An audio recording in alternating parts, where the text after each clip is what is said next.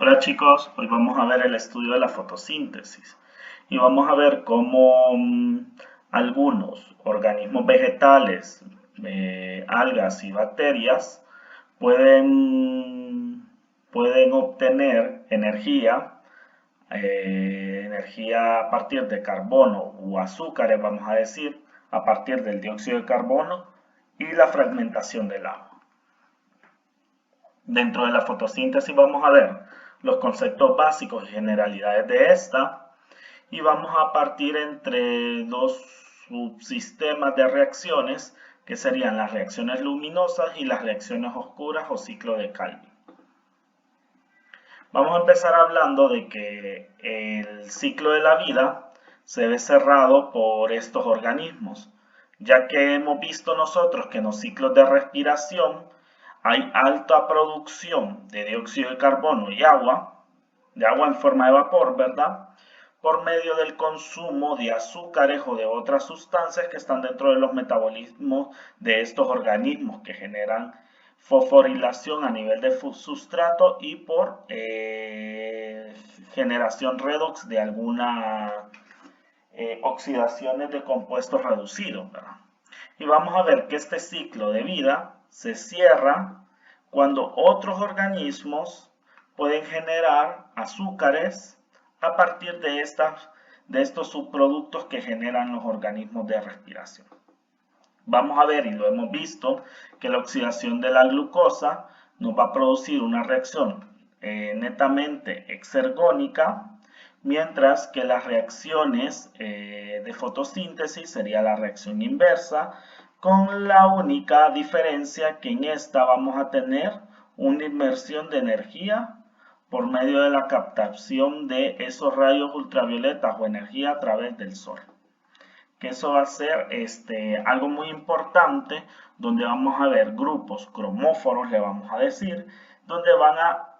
absorber esta energía para generar la fotosíntesis. Vamos a ver que muchas plantas, cianobacterias y la mayoría de algas, escribimos la reacción de oxidación usando prácticamente al agente, no, ponemos la reacción no de oxidación, sino que de reducción usando al agente reductor como el agua, como vemos acá, que el agua va a trabajar como agente reductor al dióxido de carbono para producir hidratos de carbono y oxígeno, ¿verdad? Vamos a ver que en algunas bacterias se usan otros ácidos, no simplemente agua, sino que miramos en algunas bacterias verdes sulfúricas usamos ácido sulfúrico como agente reductor, y vamos a ver que también para las bacterias púrpura usamos bisulfato. Y hay otro tipo de bacterias que no consideran como último aceptor de electrones al agua o al oxígeno, que no son tampoco sulfuradas y que pueden utilizar hidrógeno o otros componentes reductores, como hacer el lactato, el hidrógeno acá, etcétera. Entonces vemos nosotros que la reacción prácticamente de manera general la podemos escribir que cuando uno de estos organismos coge dióxido de carbono más un agente reductor, el agente reductor es el que se oxida por medio de luz, lo que nos va a producir es un hidrato de carbono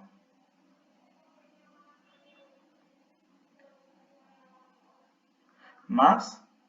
el último aceptor de oxígeno, que sería el agente oxidado.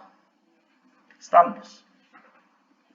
Entonces, dentro de este proceso fotosintético vamos a describir dos subprocesos, donde vamos a ver que hay un subproceso fotosintético llamado reacciones luminosas y otro que es llamado reacciones oscuras, donde vamos a ver que el subproceso de reacciones luminosas nos van a generar la fragmentación de agua para producir oxígeno y algunos agentes o equivalentes reductores, como ser el dinucleótido adenina y nicotidamida fosforilado, que va a estar reducido, Y también vamos a ver que en estas reacciones luminosas se va a generar adenosina trifosfato.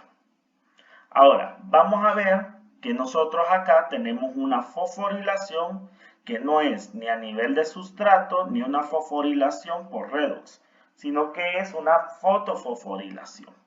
A ver que en estas reacciones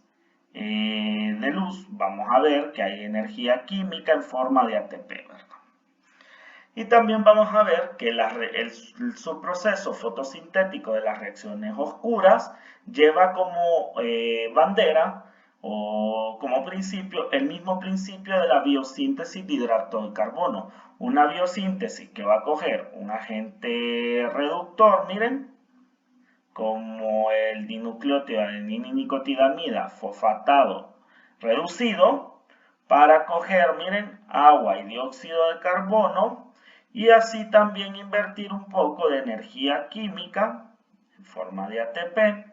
para producir carbohidratos, como la biosíntesis de hidratos de carbono. Es decir, vamos a tener una fase donde se capta la energía por medio de esas reacciones luminosas y una parte donde se invierte esa energía química y esa transferencia electrónica por agentes reductores para producir de dióxido de carbono a carbohidratos. Entonces,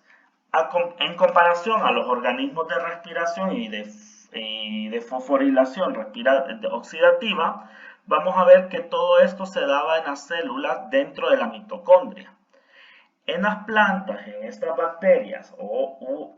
algas, vamos a ver que este metabolismo oxidativo y de reducción para la biosíntesis se da en unos organelos que se llaman cloroplastos. A diferencia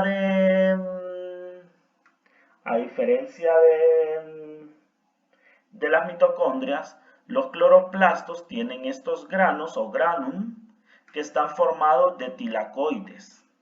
que son estos como pastillas o monedas que miramos acá, y están conectados en sistemas.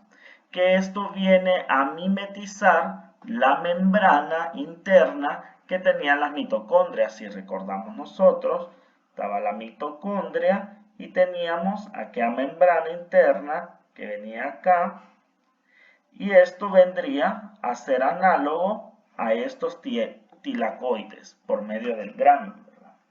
Vamos a ver que también tenemos, cuando teníamos ahí en las mitocondrias una matriz, ahora a este cloroplasto vemos que esta membrana le vamos a llamar estroma. Estroma. Y dentro de cada tilacoide vamos a encontrar un lumen. Lumen del tilacoide. En otros textos le van a llamar como luz del tilacoide, es decir, que es como que el tilacoide tiene un reservorio interno que puede tener interacción con el estroma para poder hacer un flujo de energía. Sí. Entonces, dentro de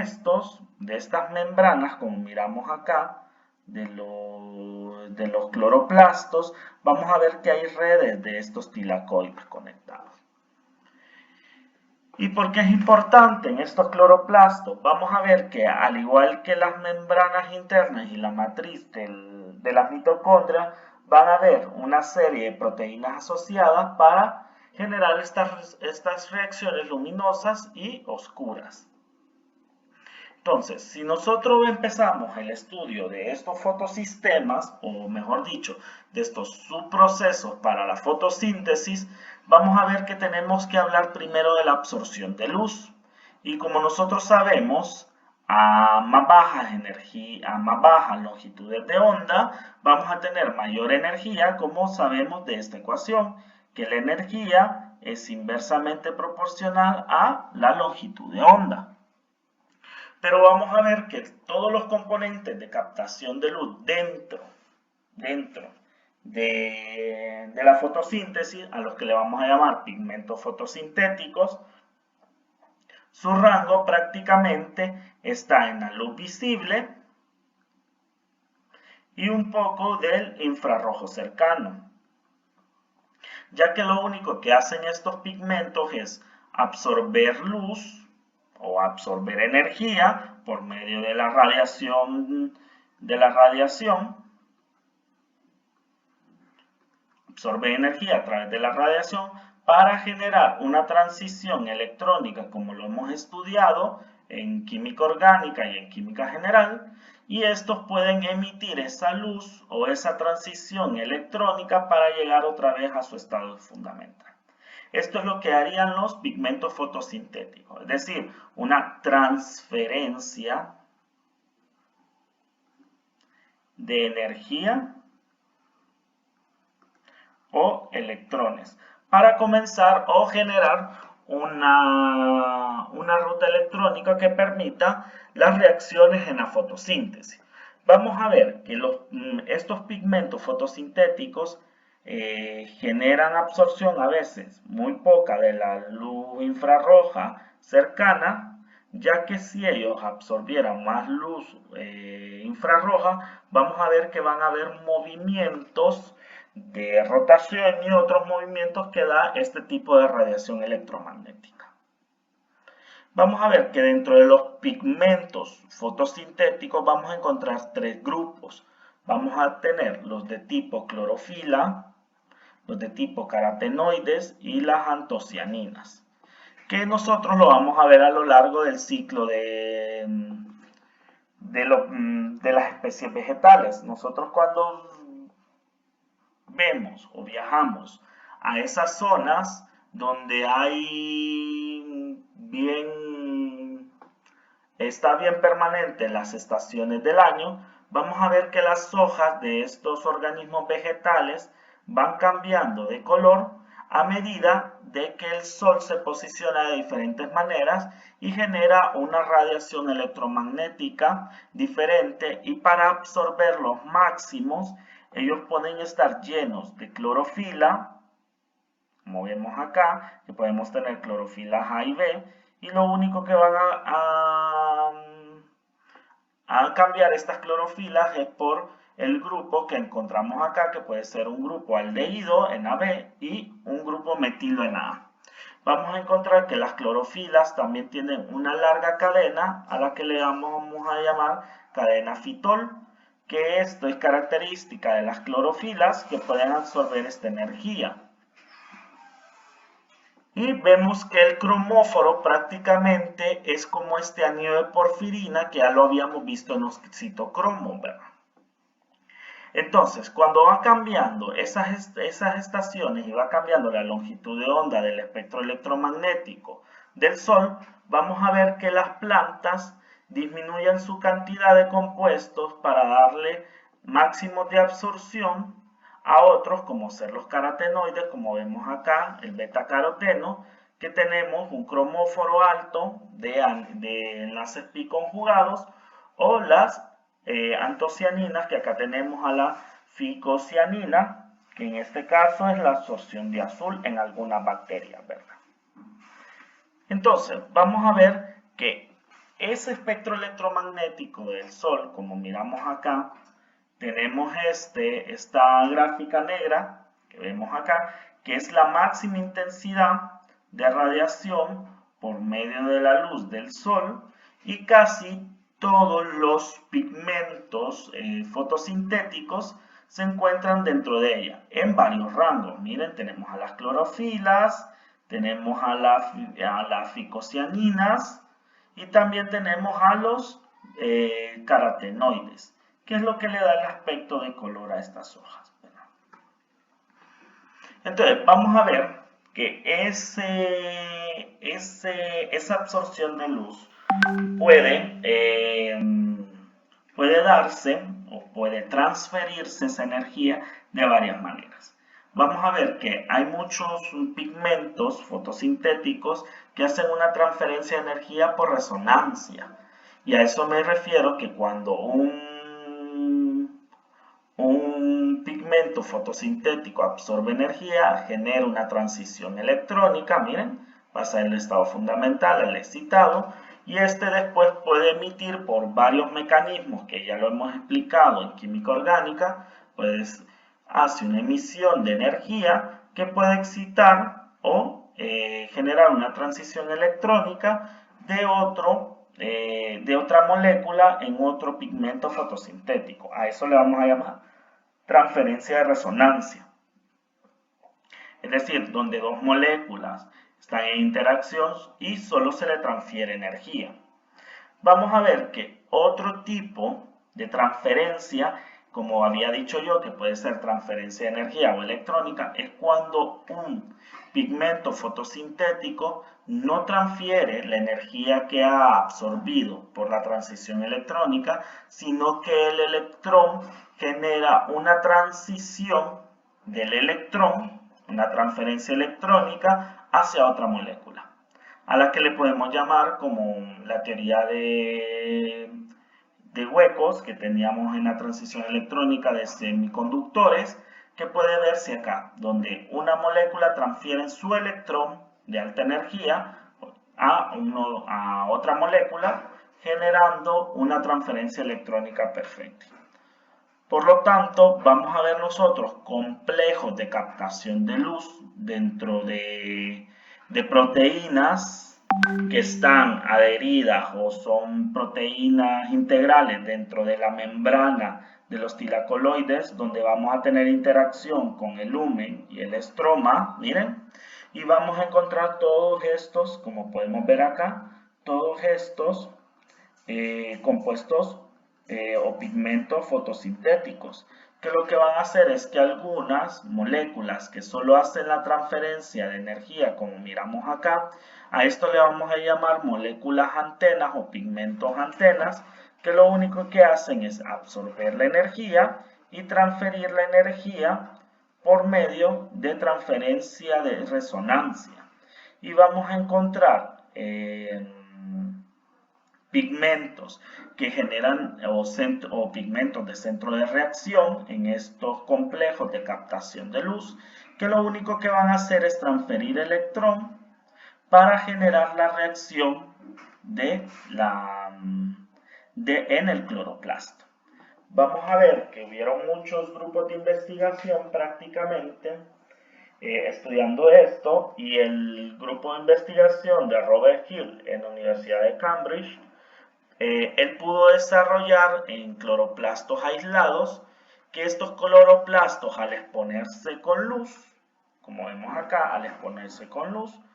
pudieron hacer reacciones redox del ferrocianuro, como vemos acá,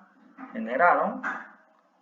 reacciones redox del ferrocianuro, donde miramos que hubo una oxidación del mismo, vamos a ver, una reducción del mismo. Si vemos, miren, donde el agua se oxida a oxígeno. Entonces, al descubrir esto, este grupo de investigación pudo aceptar o determinar que dentro de los cloroplastos habían reacciones redox muy importantes, lo que eran fuente para generar hidratos de carbono con estas reacciones redox. Y a todo este tipo de reacciones de forma colectiva se le conocieron como reacciones de Gill. Vamos a ver que también al saber que dentro de los cloroplastos se generaban reacciones redox, se hicieron muchos análisis utilizando eficacia cuántica, donde vemos el total de moles liberados de oxígeno por fotones absorbidos de la luz, y se empezaron a hacer estudios de cuánto era la oxidación permitida en este tipo de fotosistemas, que son los cloroplastos. Y se empezó a desarrollar por el grupo de investigación de Emerson, donde ellos pudieron analizar a diferentes longitudes de onda, como vemos acá, esta eficacia cuántica, y donde vieron que la eficacia cuántica disminuía en algunas longitudes de onda al hacerlo aislada. Es decir, ellos prepararon muestras que fueron que fueron analizadas por espectroscopía, de ultravioleta visible, y determinaron cada longitud de onda aisladamente para determinar, y vieron que abajo de los 700 nanómetros aproximadamente había una disminución drástica de esta eficacia cuántica, es decir, de la producción de oxígeno por medio de los fotones absorbidos del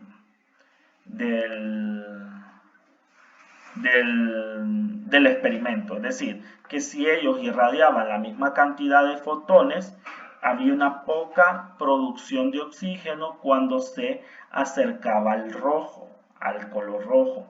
Entonces, esto les dio el pensamiento de que había una inactivación de un componente. Pero al combinar varias longitudes de onda, siendo longitudes de ondas cortas y grandes, pudieron ver que el cociente o la eficacia cuántica se mantuvo más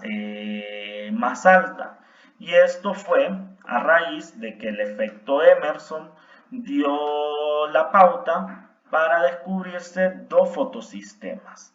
Es decir, los que absorbían por debajo de 680 y los que tenían un máximo de absorción de 700. Y estos son los que son descubiertos como fotosistema 1 y fotosistema 2 dentro de la membrana del tilacoiloide. Entonces vemos que por el efecto Emerson, donde se produjo una disminución de la eficacia por utilizar longitudes de onda aisladas, y al irla aumentando hacia el rojo va disminuyendo, y al complementarlas con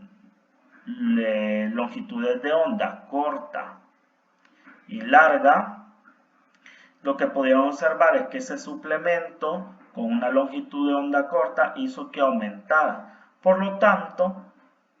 se suponía que al haber dos suplementos, una longitud de onda larga y una corta, hay dos fotosistemas que pueden trabajar aisladamente o conjuntamente hacen una mayor producción de esta eficacia.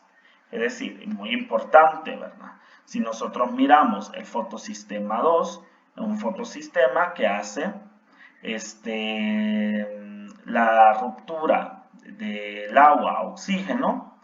pero si se aumenta por encima de los 680, vamos a ver que este fotosistema se inactiva, generando ¿qué? Una disminución de este oxígeno liberado, haciendo que solo trabaje el fotosistema 1. Entonces, por la forma de que se descubrieron, se le ha dado el nombre de fotosistema 1 y 2. Donde nosotros miramos que estos dos fotosistemas están relacionados con una proteína que es un citocromo B6F, que es un complejo de proteínas citocrómicas con anillos de porfirina, proteínas hierro-azufre, y además de esto vamos a tener nosotros otro grupo hemo que van a ser importantes dentro de este complejo citocrómico, que es el que va a transferir los electrones del fotosistema 2 al fotosistema 1, para así obtener los compuestos reducidos y generar la fotofosforilación. Como vemos acá, estos fotosistemas que están, el fotosistema P680, que sería el fotosistema 2, que está construido o constituido de varios complejos de absorción de energía, como los habíamos visto acá, de captación de luz. Entonces, absorbe energía y por medio de otras enzimas y de un sitio activo de tirosina, como vamos a ver acá, YZ, que es tirosina, vamos a ver que otros complejos, en este caso un complejo de magnesio, ese complejo de magnesio va a captar el oxígeno y B, el agua, dos moléculas de agua, y va a hacer la ruptura del agua por medio de la transferencia electrónica del fotosistema 2. Esos electrones se van a transferir directamente a moléculas que están dentro de estas proteínas, como ser la feofitina, y esta feofitina transfiere esos electrones a las plastoquinonas dentro del complejo de citocromo B6F. No, dentro del fotosistema 2, digo. Y esas plastoquinonas van a transferir de la plastoquinona A a la B, haciendo una reducción de esa plastoquinona en el fotosistema 2, y esa plastoquinona reducida transfiere los electrones al complejo citocromo B6F, y este a su vez transfiere a una molécula que es capaz de poder solubilizarse dentro de la membrana del tilacoiloide, que es llamada plastocianina. La plastocianina transfiere los electrones al fotosistema 700 o fotosistema 2, que absorbe energía por los complejos de captación de luz, y estos son transferidos prácticamente a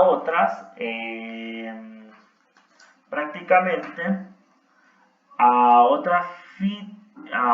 filoquinonas, como vemos acá, para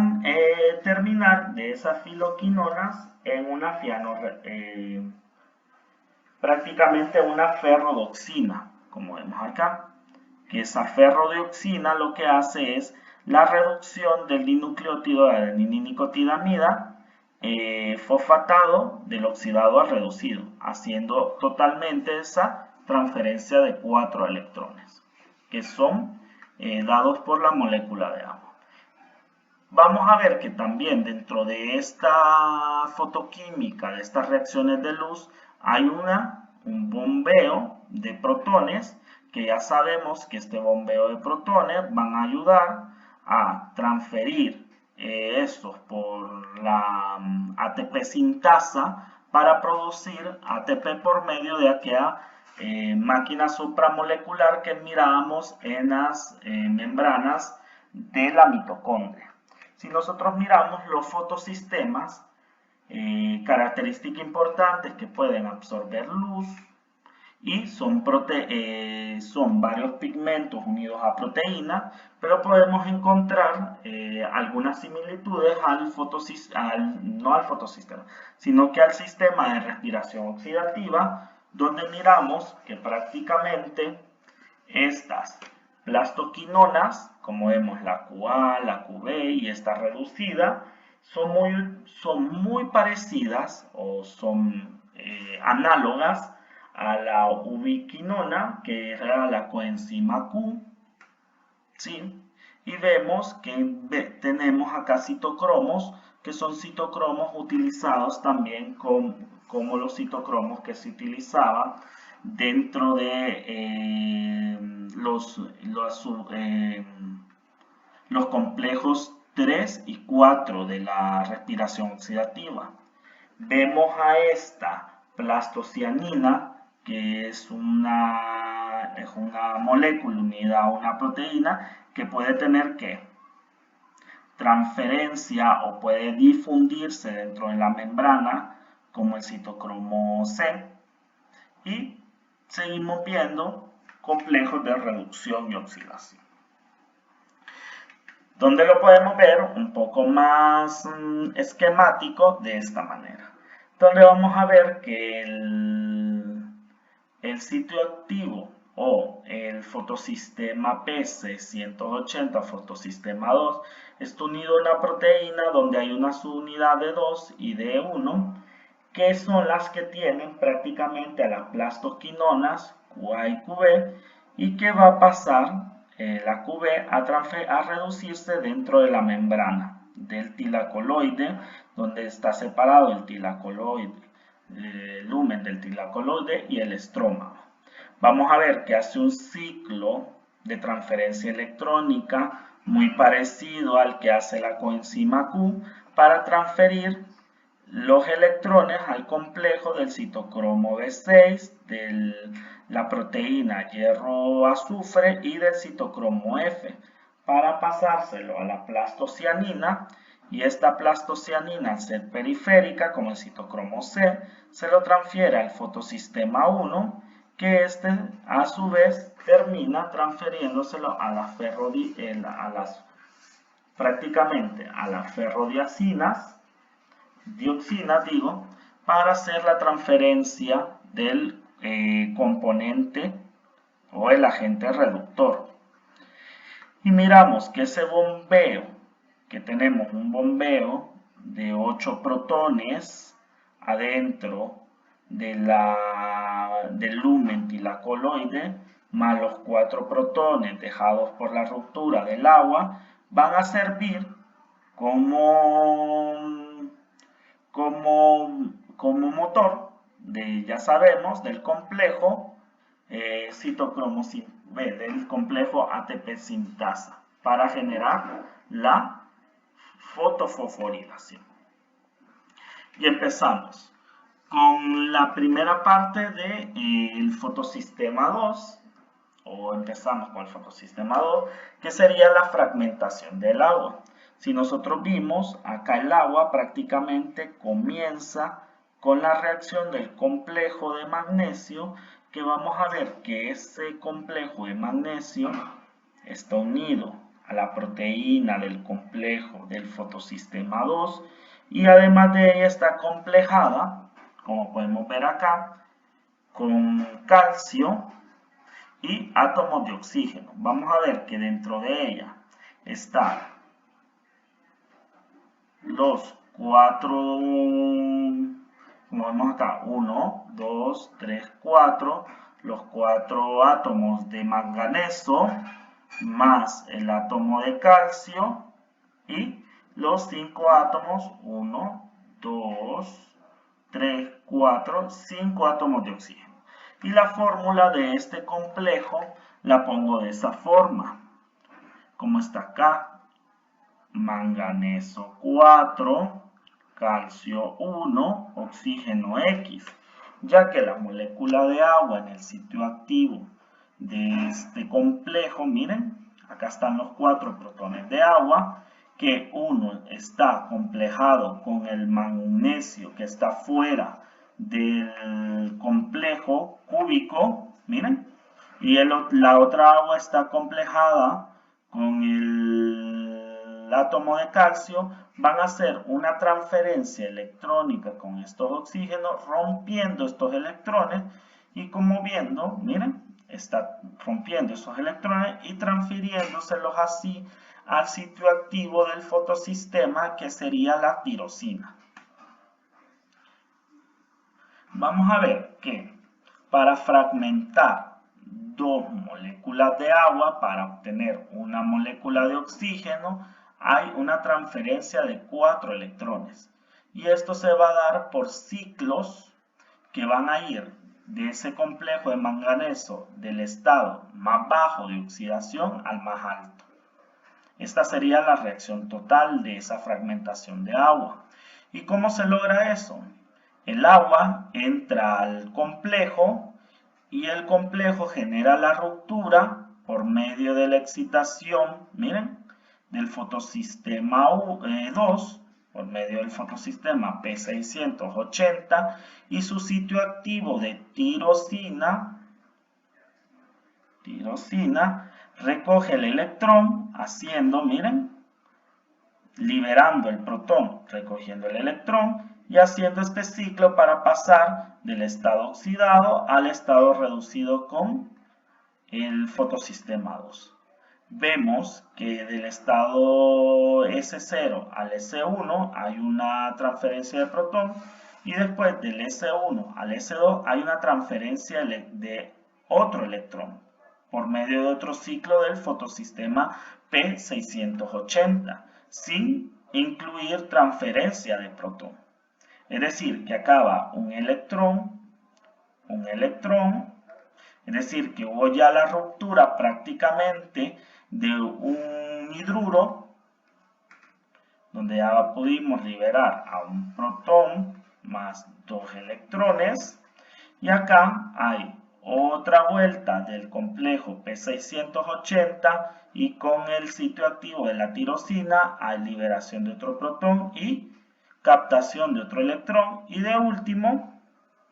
tenemos la última captación de electrón y la liberación de este protón. Vemos prácticamente nosotros que solo del estado S1 al S2 no hay liberación de protones. Y con eso se libera del sitio activo el agua, el oxígeno, y comienza el otro ciclo de catálisis para la captación de 2 moléculas de agua. Nosotros podemos ver prácticamente esquemáticamente con compuestos la misma forma, acá donde ambos moles de agua están complejados con manganeso que está fuera del cubo del complejo y el calcio. Y vamos a ver la ruptura de estos hidruros a lo largo de los estados de transición S1, S2, miren, de S1 a S2 hay una transferencia de electrón y liberación de protones. Después de S2 a S3 solo hay captación de electrón de S1 a S2. Después electrón y protón de S2 a S3, donde miremos que el otro mol de agua pierde su hidruro. Y después hay una captación del último electrón y un ataque nucleofílico para generar la molécula de agua y estos sitios activos al quedar vacíos poder obtener otros 2 moles de agua y poder hacer otra vez el ciclo catalítico. Entonces, después de la fragmentación de agua por medio del complejo de captación de magnesio y calcio, vamos a ver que la tirosina, que está presente como vimos acá, en la subunidad de 1, miren, transfiere ese electrón al complejo donde vemos acá a esta captación de este fotosistema hecho por pigmentos fotosintéticos y este a su vez transfiere el electrón prácticamente a la plastoquinona, miren, que es esta que está en morado acá, miren, a la plastoquinona. Vemos su cola y su anillo prácticamente, como vemos acá, la plastoquinona, y al obtener esos electrones tenemos un plastoquinol. Ese plastoquinol transfiere esos electrones hasta generarlo al plastoquinol B, que está reducido, y este genera ciclos para transferir estos electrones prácticamente al complejo citocromo B6F, donde es una proteína de citocromo B6, un citocromo F y proteína hierro-azufre, y por último a la plastocianina que va a transferir los electrones. Si nosotros miramos, este es un dímero, donde este dímero encontramos al grupo HemoF, miren, acá donde vemos en rojo, que es de la proteína del citocromo F. Vemos a los centros hierro-azufre, miren, acá abajo, y vemos después al citocromo B6, donde vemos esto en azul, que tendríamos al hemo low y al hemo B high, donde hay una mayor a menor captación de energía. Entonces, ¿qué va a hacer? Va a venir la plastoquinona en forma de plastoquinol, es decir, ya reducido el plastoquinol, y va a transferir esos electrones por medio de todos estos componentes redox, y estos van a transferir esos electrones al último aceptor, que sería la plastocianina. Esa plastocianina es la que va a transferir, ya estamos, del fotosistema prácticamente 2 al complejo citocromos B6F, y esta plastocianina como proteína periférica se va a transferir en la membrana y va a llegar al fotosistema 1.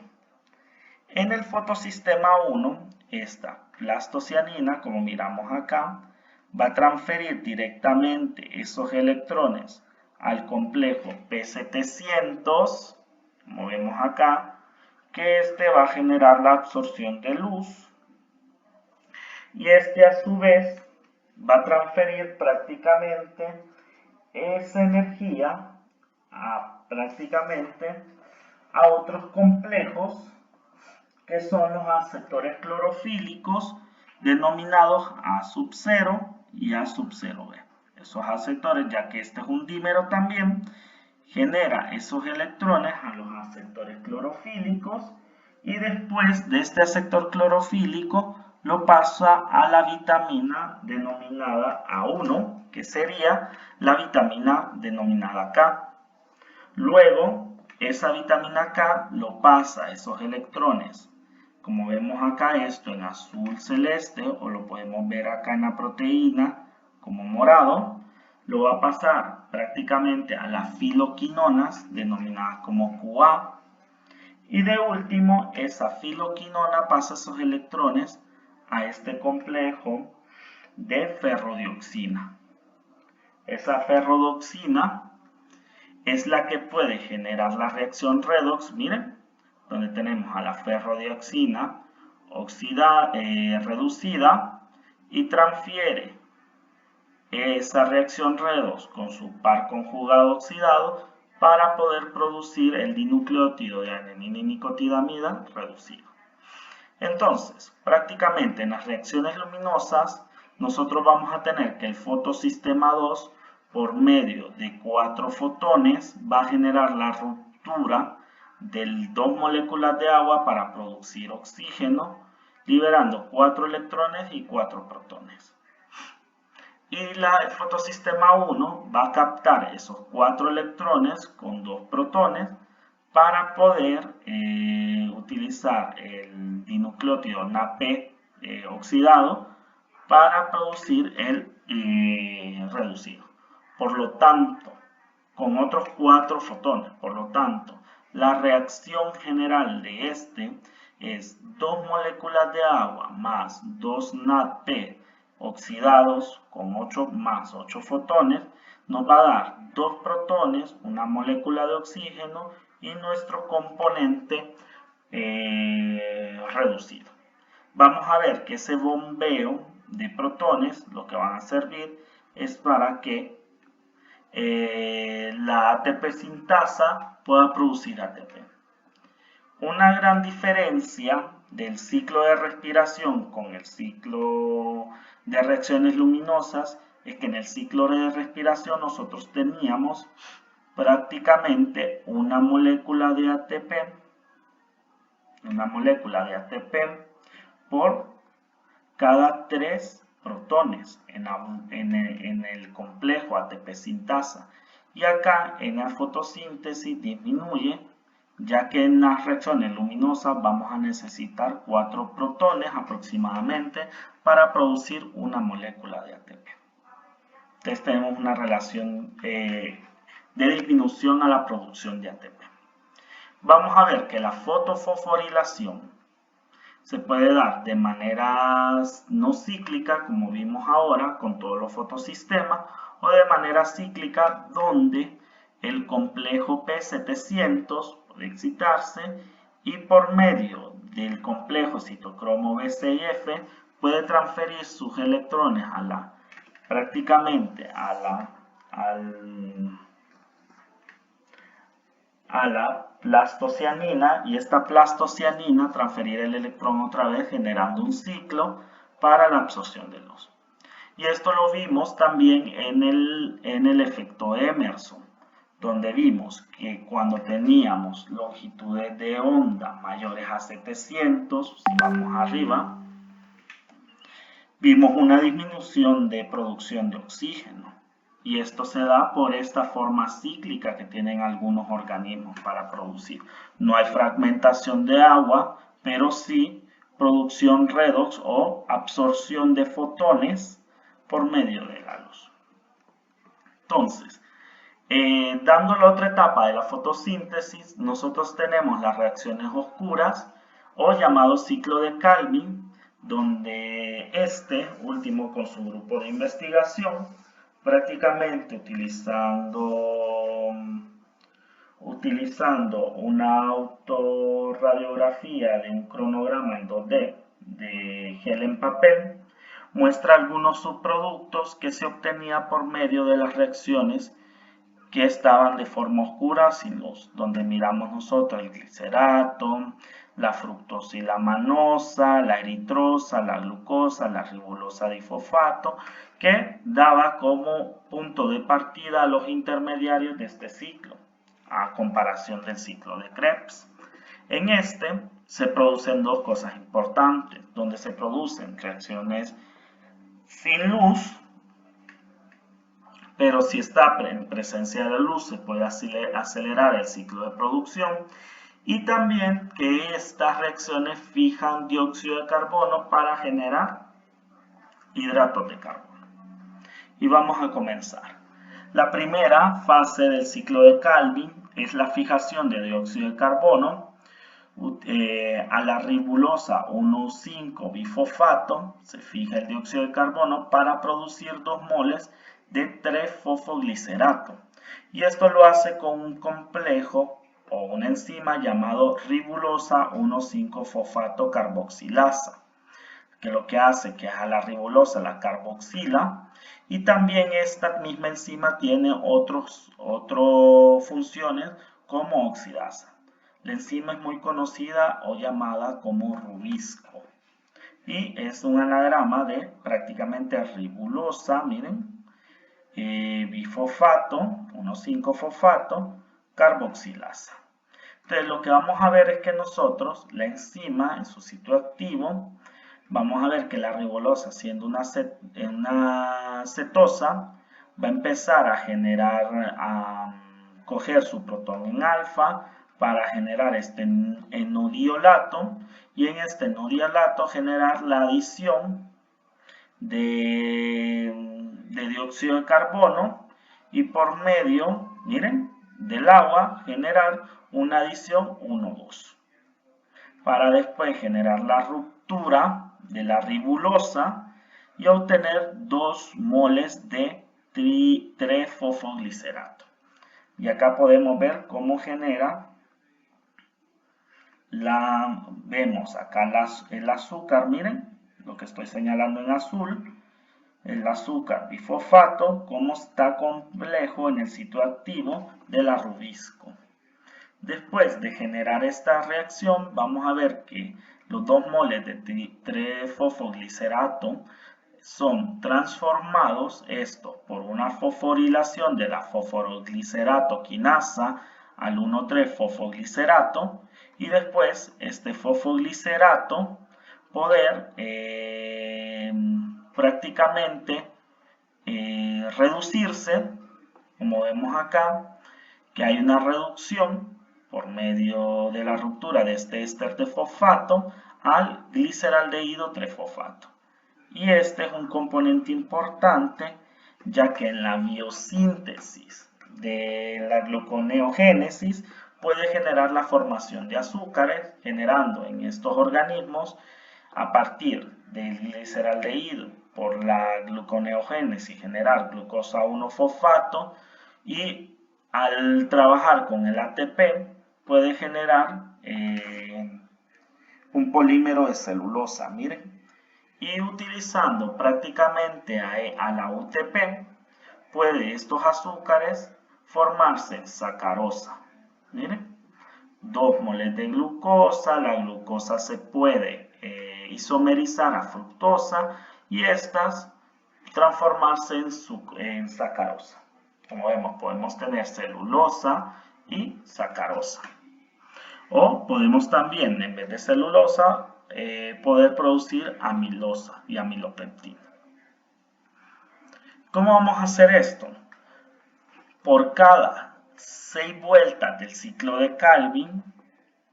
vamos a ver que se han fijado 6 moles de dióxido de carbono, es decir, 6 átomos de carbono, y esas 6 vueltas producen 12 moléculas que están en equilibrio, como ser el gliceraldehído 3-fosfato,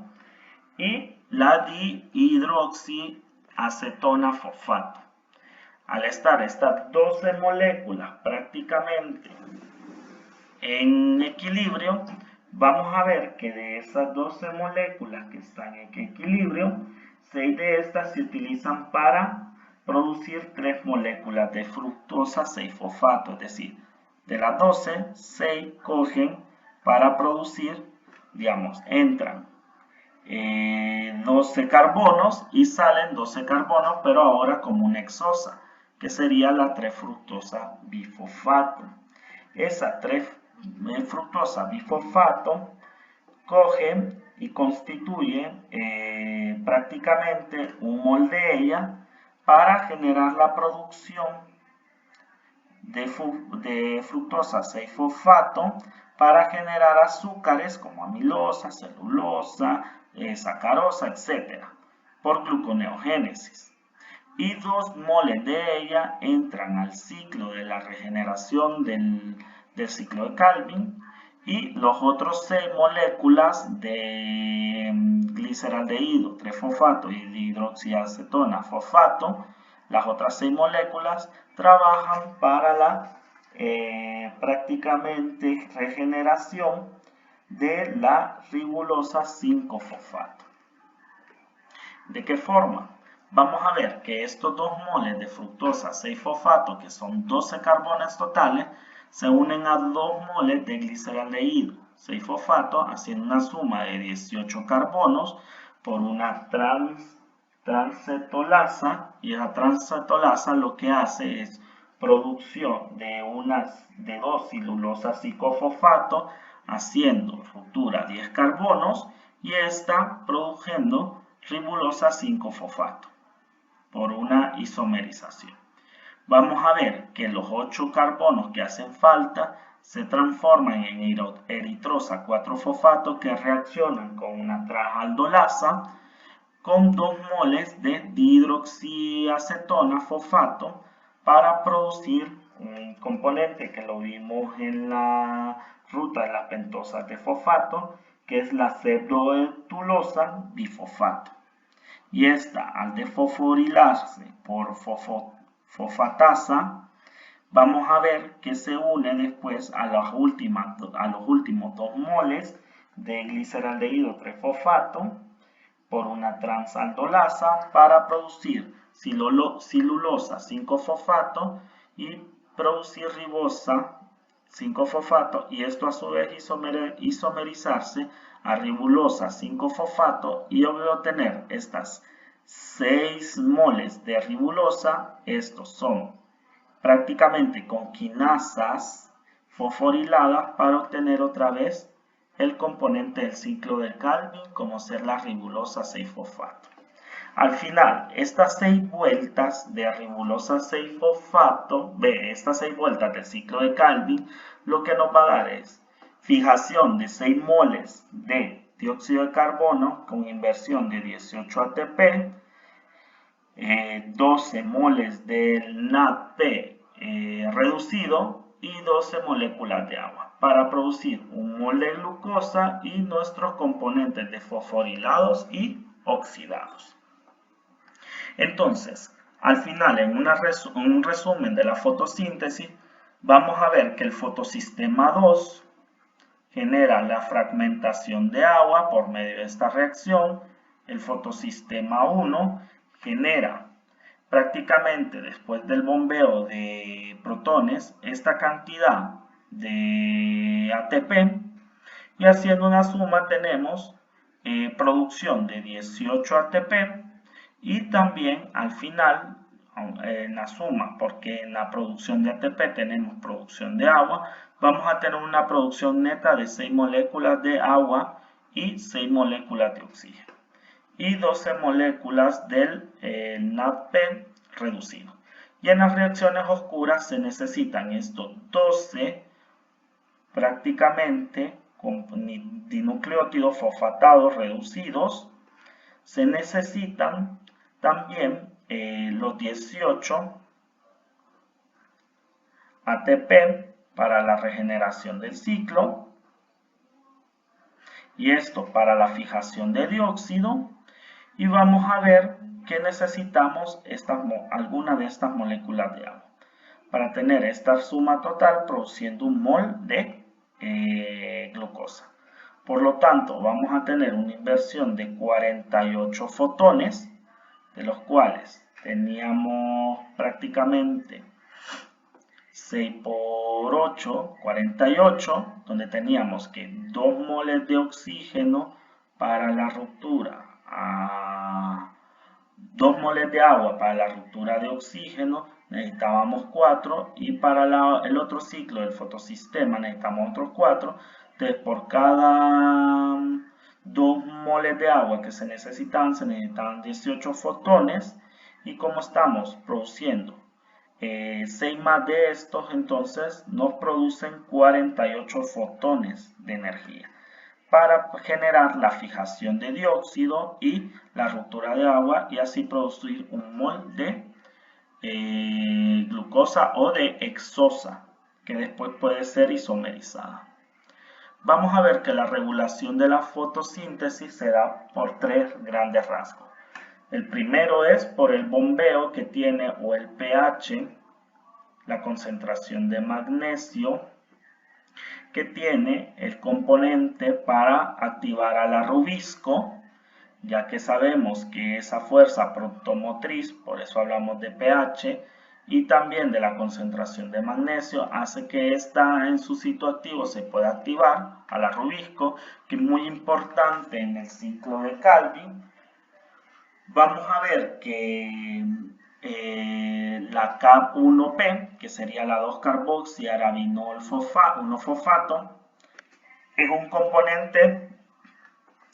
inhibidor de la rubisco como segundo punto, y que por medio de la rubisco activasa,